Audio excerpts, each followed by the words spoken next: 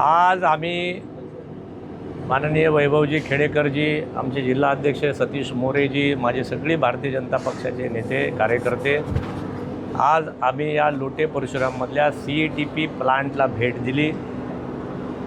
या CETP प्लांटची जे काही ऑपरेटिंग लोक आहेत, जी काही संस्था यांनी स्थापन केली याची माहिती घेतली आणि धक्कादायक माहिती अशी आहे की जे काही 50-60 या ठिकाणी प्लांट सुरू आहेत MIDCमध्ये, या MIDCचे 40-50 प्लांट जे काही कंपन्या सुरू आहेत त्या कंपनीचे त्यांचे ETP हे सक्षमपणे चालवले जात नाहीत अशी माहिती ते पण मी जाऊन बघणार आहे।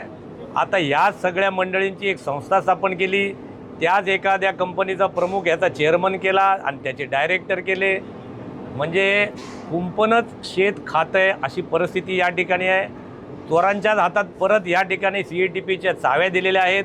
त्यामुळे माझी मागणी माझ्या सरकारकडे राहणार आहे, कारण इथली येणारी जाणारी जनता आहे, प्रचंड प्रदूषण आहे, गाडीमध्ये बसल्यानंतरसुद्धा प्रचंड वास त्या ठिकाणी या भागात पसरलेला आहे, रोगराई पसरलेली आहे, कॅन्सरसारखे रोग या ठिकाणी पसरलेले आहेत। माझे वैभवजी, माझे सतीशजी इकडेच्या प्रचंड मेहनत घेऊन यांना सांगतायत की ह्या ट्रीटमेंट प्लांटमध्ये तुम्ही चांगल्या सुविधा आणा, तरीसुद्धा ही मंडळी आणत नाहीत। याची माहिती आम्ही घेतली। आमची मागणी आहे, हे पहिलं जे काही सहकारी तत्वावरती, या चोरांच्या हातामध्ये जे सहकारी तत्वावरती जे काही चालू ठेवलेलं पहिलं बंद करा।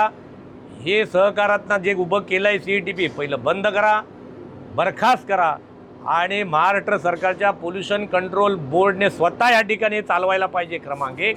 नाहीतर MIDCच्या अधिकाऱ्यांनी, गव्हर्नमेंटने हे सुरू केलं पाहिजे, तर अकाउंटेबिलिटी ठरेल। आज इकडे आंधळं दळतंय आणि कुत्रं पीठ खातंय अशी अवस्था आहे। त्यामुळे आमचं यापुढे सरकारला मागणं आहे, 22च्या अधिवेशनामध्ये माननीय देवेंद्रजी आणि माननीय रवींद्रजी चव्हाण आणि आमच्या सगळ्या मंडळींना, पर्यावरण मंत्री आमच्या पंकजताई मुंडे यांच्यापर्यंत ही गोष्ट मी घेऊन जाणार आहे। माझ्या सरकारला वाईट बोललेलं मी सहन करणार नाही। त्यामुळे या सगळ्या गोष्टीचं पोलखोल मी करणार।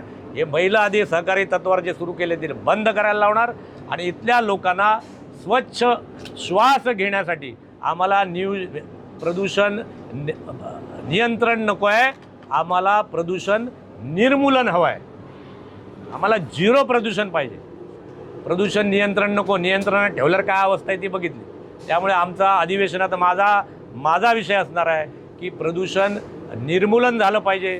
या इथल्या जनतेला लोटे परशुरामच्या सुखाने चांगला श्वास घेता यावा याच्यासाठी आमची लढाई आहे। या लढाईमध्ये आम्ही यशस्वी होऊ, मला असा विश्वास आहे। धन्यवाद।